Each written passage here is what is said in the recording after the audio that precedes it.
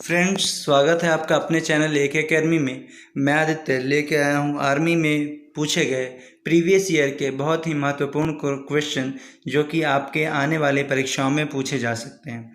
तो फ्रेंड्स, आपसे एक रिक्वेस्ट है, इस वीडियो को अगर आप आर्मी की तैयारी करते हैं तो कंप्लीट देखें और पूरे ध्यान से देखें।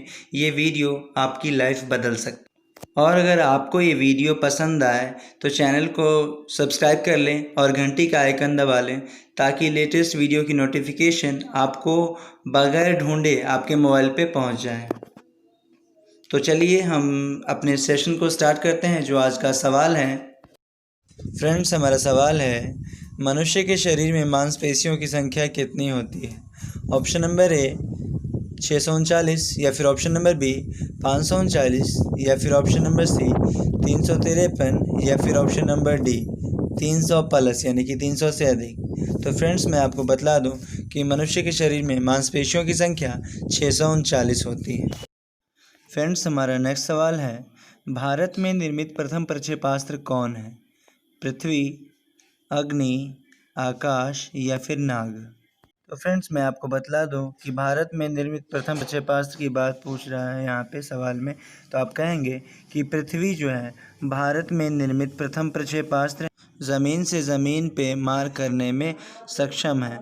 और फ्रेंड्स, अगर पूछा जाए कि इसकी मारक क्षमता कितनी है तो आप कहेंगे 250 किलोमीटर तक इसकी मारक क्षमता है।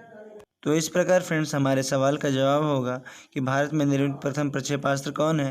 तो आप कहेंगे पृथ्वी। फ्रेंड्स, यहाँ पे जो ऑप्शन नंबर बी है अग्नि की बात करें तो इसकी मारक क्षमता जो है 2500 किलोमीटर तक है। और फ्रेंड्स, यहाँ पे जो ऑप्शन नंबर सी में आकाश दे रखा है, ये आकाश प्रक्षेपास्त्र जो है ज़मीन से हवा में मार करने वाली मिसाइल है और इसकी मारक क्षमता की बात की जाए तो 25 किलोमीटर तक इसकी मारक क्षमता है। फ्रेंड्स, हमारा ऑप्शन नंबर डी जो नाग ऐसा प्रक्षेपास्त्र है जो कि इसे दागो और भूल जाओ की संज्ञा दी जाती है और जिसकी मारक क्षमता की बात करें तो 4 किलोमीटर तक इसकी मारक क्षमता है नाग की। फ्रेंड्स, मैं आपको एक बात बतला दूं कि इस वीडियो में मैंने जो भी प्रक्षेपास्त्र के बारे में बतलाया है वो एग्ज़ाम के दृष्टिकोण से काफ़ी महत्वपूर्ण होने वाला है। इसलिए इस वीडियो में जो भी मैंने बतलाया है, आपके पास अगर कॉपी पेन है तो एक बार कॉपी पेन ले करके इसको लिख लें और इसको याद कर लें ताकि अगर इससे एक भी अंक का सवाल पूछा जाए तो आप बना के आएँ। चलिए, हमारा अगला सवाल है। आइए फ्रेंड्स, अगले सवाल पे आते हैं। अगला सवाल है, WHO का मुख्यालय कहाँ है? ऑप्शन नंबर ए जेनेवा, या फिर ऑप्शन नंबर बी न्यूयॉर्क, या फिर ऑप्शन नंबर सी पेरिस, या फिर ऑप्शन नंबर डी। तो फ्रेंड्स, मैं आपको बतला दूं कि WHO का मुख्यालय जो है वो जेनेवा में है। और जेनेवा कहाँ पड़ता है अगर ऐसा पूछा जाए तो कहेंगे स्विट्ज़रलैंड में। फ्रेंड्स, हमारा अगला सवाल है, ILO का फुल फॉर्म क्या होता है? ऑप्शन नंबर ए अंतर्राष्ट्रीय श्रम संगठन, या फिर ऑप्शन नंबर बी अंतर्राज्य श्रम संगठन, या फिर option number C international level office, या फिर ऑप्शन नंबर डी नन यानी कि कोई नहीं। तो फ्रेंड्स, मैं आपको बतला दूं कि ILO क्या होता है। तो ILO का पहले तो आप जानिए कि फुल फॉर्म क्या होता है। तो इसका फुल फॉर्म होता है इंटरनेशनल लेबर ऑर्गेनाइजेशन यानी कि अंतर्राष्ट्रीय श्रम संगठन। और इसकी स्थापना की बात अगर हमसे पूछे तो ILO की स्थापना की बात अगर पूछा जाए तो हम कहेंगे इसकी स्थापना 1919 में हुई थी। फ्रेंड्स, जिस तरह से आप इसको याद रखने के लिए मैं आपको बतला दूं कि शायद आप लोग जानते होंगे कि जलियांवाला बाग कब हुआ? 13 अप्रैल 1919 को हुआ था। ठीक उसी प्रकार से आपको याद रखना है कि ये जो अंतर्राष्ट्रीय श्रम संगठन है इसकी स्थापना कब की, अगर ऐसा पूछा जाए तो आप कहेंगे 1919 को। आपको ये साल याद रखना है। और फ्रेंड्स, अगर आपसे इसका मुख्यालय पूछे कि अंतर्राष्ट्रीय श्रम संगठन का मुख्यालय कहाँ है तो आप कहेंगे जेनेवा। स्विट्ज़रलैंड के जेनेवा में अंतर्राष्ट्रीय श्रम संगठन का मुख्यालय है। फ्रेंड्स, अगला सवाल देखते हैं। हमारा अगला सवाल है, गणगौर कहाँ का त्यौहार है? राजस्थान, या फिर केरल, या पंजाब, या फिर तमिलनाडु? Option number D. तो फ्रेंड्स, मैं आपको बतला दूं कि गणगौर जो है राजस्थान का जो है त्यौहार है। और केरल की बात करें तो केरल का त्यौहार की बात करें तो वो ओणम है। और पंजाब की पंजाब के त्यौहार की बात करें तो पंजाब का त्यौहार है वैशाखी, और तमिलनाडु तो तमिलनाडु पोंगल।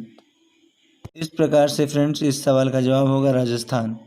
फ्रेंड्स, आप ही लोग के बीच से एक बंटी तिवारी जी हैं, उनका मैसेज आया है कि मैं ह्यूमन बॉडी के ऊपर वीडियो बनाऊं, यानी कि मानव शरीर के ऊपर, यानी कि मानव शरीर में जो हमारे अंग हैं उनके बारे में डिटेल्स में वीडियो बनाऊं। तो मैं उनके लिए ये मैसेज भेज रहा हूं कि उनको ये वीडियो मिलेगा, कुछ दिन रुक जाइए। फ़िलहाल जो मैं यहाँ पे अभी पढ़ा रहा हूँ आप उसको देखिए, उसको फॉलो कीजिए। और फ्रेंड्स, मैं चाहता हूँ कि जिस तरह से बंटी तिवारी जी ने मैसेज किया है कि उनको इस ह्यूमन बॉडी के ऊपर वीडियो चाहिए, तो मैं चाहूँगा कि आप लोगों में से और भी जो लोग हैं वो मैसेज करें कि हाँ उनको क्या प्रॉब्लम हो रही है, क्या कोई क्वेश्चन समझ में नहीं आ रहा है, या फिर अगर कोई वीडियो ऐसा हो जो उन्हें समझना हो, या फिर कोई ऐसा टॉपिक जो उनके समझ में नहीं आ रहा है, तो प्लीज़ कमेंट में ज़रूर लिखें। आइए हम अपने सवाल के ऊपर आते हैं।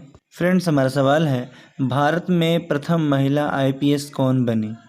ऑप्शन नंबर ए बुला चौधरी, या फिर option number B Kiran Kapoor, या फिर option number C Karnam Malleswari, या फिर option number D Kiran Bedi. तो फ्रेंड्स, मैं आपको बतला दूं कि पहली महिला आईपीएस यहाँ पे पूछा गया है, तो आप कहेंगे कि पहली महिला आईपीएस किरण बेदी बनी, और यह बनी 1974 में, जो कि भारत की पहली महिला आईपीएस कहलाई।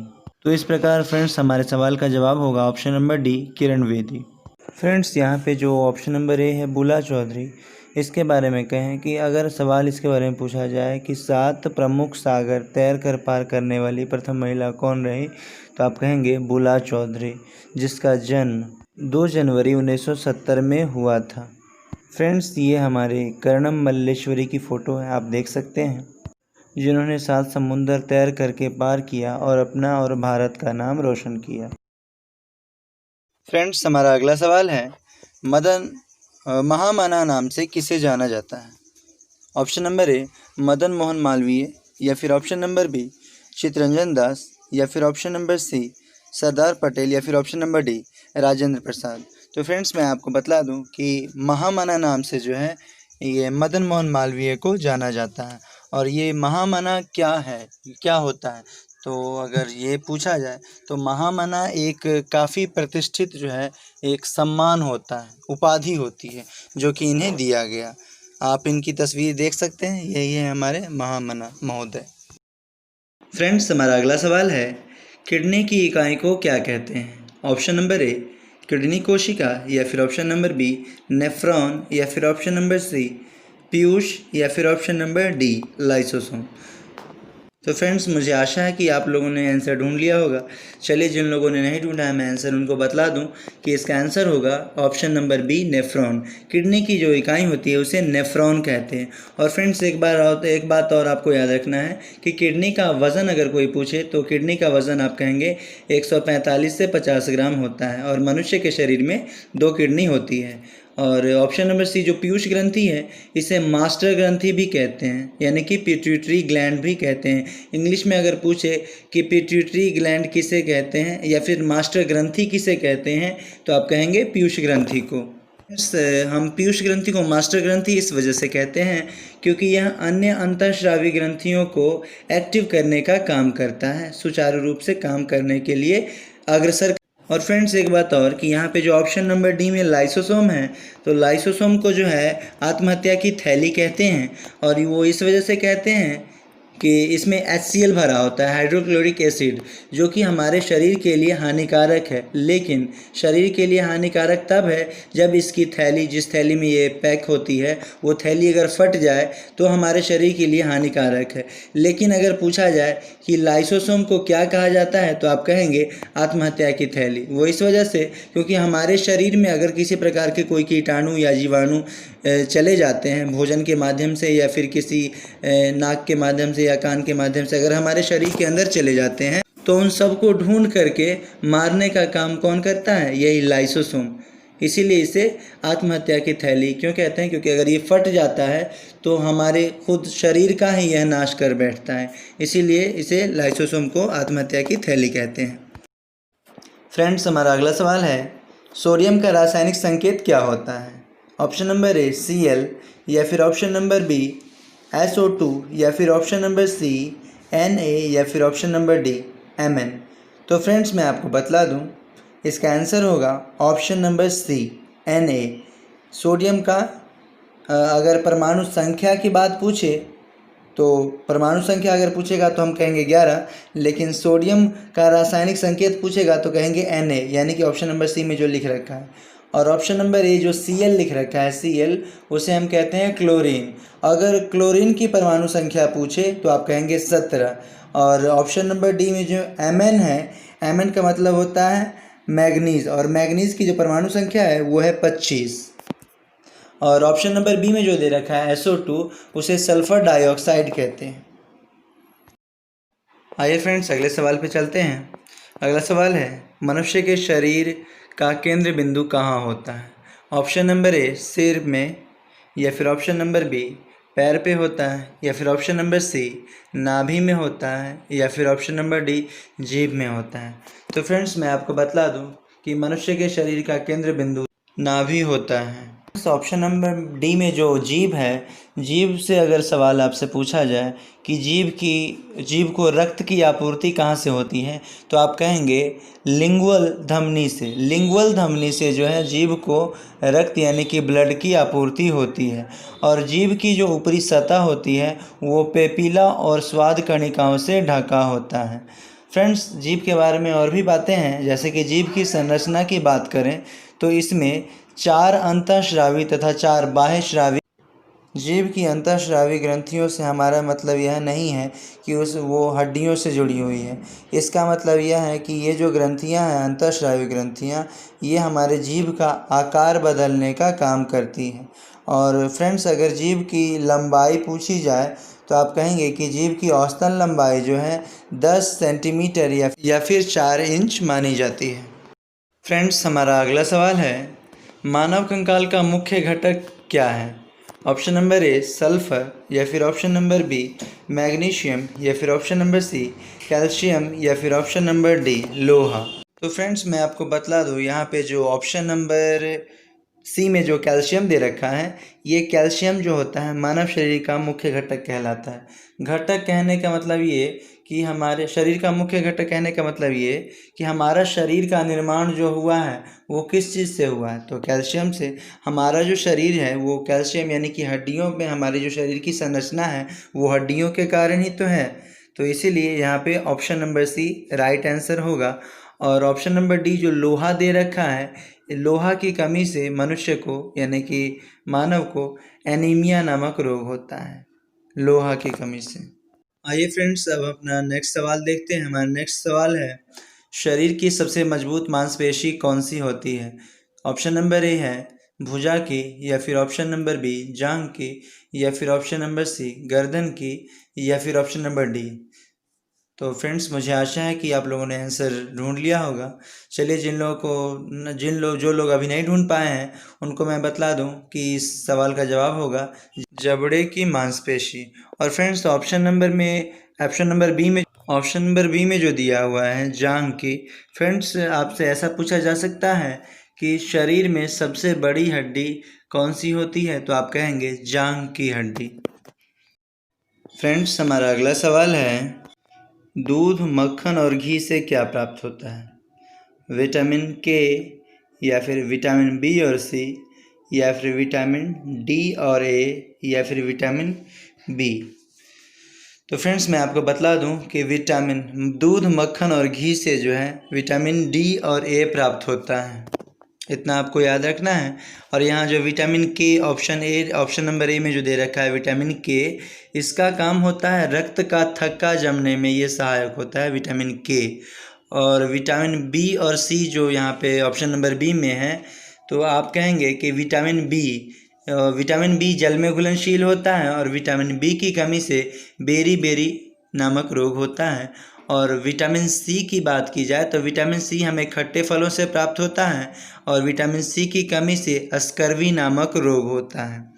और फ्रेंड्स ऑप्शन नंबर डी में जो विटामिन डी और ए है, ये विटामिन डी हमें सूर्य से प्राप्त होता है, सूर्य के प्रकाश से। और हमारे शरीर में सबसे तेज़ी से बनने वाला विटामिन डी ही है। और फ्रेंड्स एक बात और आप जान लीजिए, जब विटामिन की बात हो रही है तो विटामिन से थोड़ा और जान लें कि विटामिन ए डी ई के, फ्रेंड्स ये विटामिन जो मैंने बतलाया आपको ए डी ई के, ये वसा में घुलनशील है, जबकि विटामिन बी और सी जल में घुलनशील है। और एक बात और कि आपसे इस तरह से सवाल पूछा जा सकता है कि जल में घुलनशील विटामिन निम्नलिखित में से कौन है, ए डी बी सी, तो आप कहेंगे विटामिन बी और सी जल में घुलनशील है, जबकि मैंने आपको बतलाया कि विटामिन ए डी ई के जो है वह वसा में घुलनशील है। वसा कहने का मतलब आप जो तेल खा रहे हैं, सब्जी बनाते वक्त जो तेल पड़ता है, या फिर जो घी आप खाते हैं वो सब, तो इन सभी चीज़ों में ये घुलनशील है। और विटामिन के फ्रेंड्स मैंने आपको बतलाया कि रक्त का थक्का जमने में सहायक है। जैसे कि आपका अगर हाथ में या फिर शरीर में कहीं भी किसी जगह अगर कट जाता है किसी भी चीज़ से, या फिर आप नाखून काट रहे हैं उस वक्त अगर कट गया, तो वो जो हमारा थोड़ी देर में ब्लड क्लॉट कर जाता है, यानी कि जम जाता है, वो विटामिन के की ही मौजूदगी के कारण। फ्रेंड्स हमारा अगला सवाल है, हीमोग्लोबिन किस में पाया जाता है? ऑप्शन नंबर ए रक्त में, या फिर ऑप्शन नंबर बी पित्तरस में, या फिर ऑप्शन नंबर सी पसीने में, या फिर ऑप्शन नंबर डी मूत्र में। तो फ्रेंड्स मुझे आशा है कि आप लोगों ने आंसर देख लिया होगा कि क्या होगा। तो चलिए, जिन लोगों को नहीं पता वो सुनिए कि रक्त में हीमोग्लोबिन पाया जाता है, हीमोग्लोबिन, और हीमोग्लोबिन में हीमेटिन पाया जाता है। आपसे सवाल ऐसा भी पूछा जा सकता है कि हीमोग्लोबिन में क्या पाया जाता है, तो आप कहें कि हीमोग्लोबिन में हीमेटिन पाया जाता है। और फ्रेंड्स जब बात हीमोग्लोबिन की आ गई है तो आप जान लीजिए कि हीमोग्लोबिन आरबीसी में पाया जाता है, और आरबीसी का जीवन काल, यानी कि आरबीसी कितने दिनों तक सुरक्षित रहता है, तो आप कहेंगे 101 से 120 दिनों तक आरबीसी सुरक्षित रहता है। फ्रेंड्स यहाँ पे जो ऑप्शन नंबर सी दे रखा है पसीने में सोडियम पाया जाता है, जिसका कि संकेत होता है Na, और Na यानी कि सोडियम, और इसकी परमाणु संख्या अगर कोई पूछे तो आप कहेंगे कि इसकी परमाणु संख्या 11 होती है। और फ्रेंड्स ऑप्शन नंबर डी में जो दिया हुआ है मूत्र का पीएच मान अगर कोई पूछे तो आप कहेंगे 6.6 होता है, और इसमें यूरिया की मात्रा अधिक। और फ्रेंड्स मैं आपको एक बात बतलाना भूल गया कि जो आरबीसी यानी कि रक्त का जो पीएच मान होता है वो 7.4 होता है, इसको भी आपको ध्यान में रखना है। तो फ्रेंड्स इसी तरह के मज़ेदार जीके जीएस क्वेश्चन के साथ मिलते हैं अगली वीडियो में। तब तक फ्रेंड्स आपको जो इस वीडियो में बतलाया गया है उसको बार बार देखें और सुनें और याद करें, ताकि आपके परीक्षा में अगर इनसे संबंधित सवाल पूछा जाए तो आप उन सवालों को बना करके आएँ। चलिए फ्रेंड्स मिलते हैं अगली वीडियो में। धन्यवाद।